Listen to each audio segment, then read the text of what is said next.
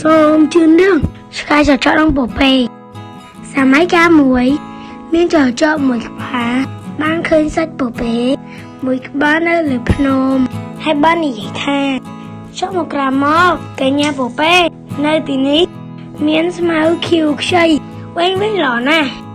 សាច់ពពែបានឆ្លើយថាកូនហើយ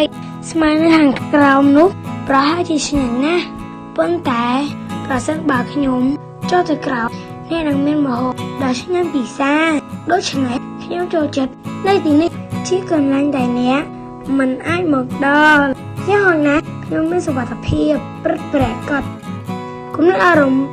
សូមកុំឲ្យអ្នកដទៃគេយកផលប្រយោជន៍ពីភាពសប្បុរសរបស់អ្នក